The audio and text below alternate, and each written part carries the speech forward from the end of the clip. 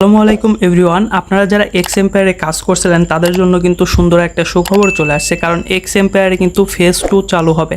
আর phase 2টা কিন্তু মাত্র কয়েক সপ্তাহ চলবে। সো এইখানে যদি আপনারা ফেজ 2তে কাজ করেন তাহলে কিন্তু ভালো একটা এয়ারড্রপ এখান থেকে পাবেন।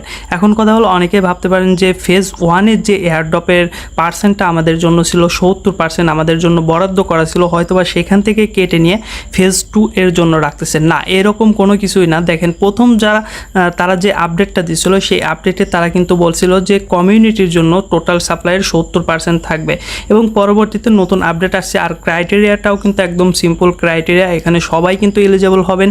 এইখানে মূলত টোকেন দেওয়া হবে কে কতগুলো ফ্রেন্ড ইনভাইট করছে সেইটার উপরে, প্রফিট পার আওয়ারের উপরে, এবং কে কতগুলো টাস্ক কমপ্লিট করছে সেইটার উপরে ডিপেন্ড করে কিন্তু মূলত আমাদেরকে যে টোকেনটা সেই টোকেনটা কিন্তু দেওয়া হবে।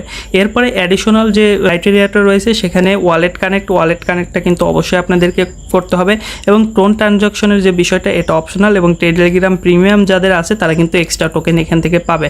বাট নতুন যে আপডেটটা সেটা হলো সিল ফেজ, মানে এই ফেজ 2 কিন্তু আসতেছে, আর যেটার নাম দিয়েছে তারা সিল ফেজে আমাদের জন্য টোটাল 5% টোকেন কিন্তু সাপ্লাই থাকবে, মানে 70% ফেজ 1-এর জন্য এবং 5% ফেজ 2 এর জন্য। আর এই 5%টা কিন্তু এই 70% থেকে মাইনাস করা হয় নাই, মূলত তাদের জন্য, তাদের যে যারা কাজ করে বা তাদের জন্য যে বরাদ্দ ছিল বাকি 30%, সেই 30% থেকে 5% কিন্তু আবারও তারা নতুন করে আমাদের জন্য কমিউনিটির জন্য দিয়ে দিছে। এবং এই যে 5%, এই 5% মূলত এই যে সিল ফেজটা নিয়ে আসছে তারা, এই সিল ফেজে তারা কিন্তু ডিস্ট্রিবিউট করবে।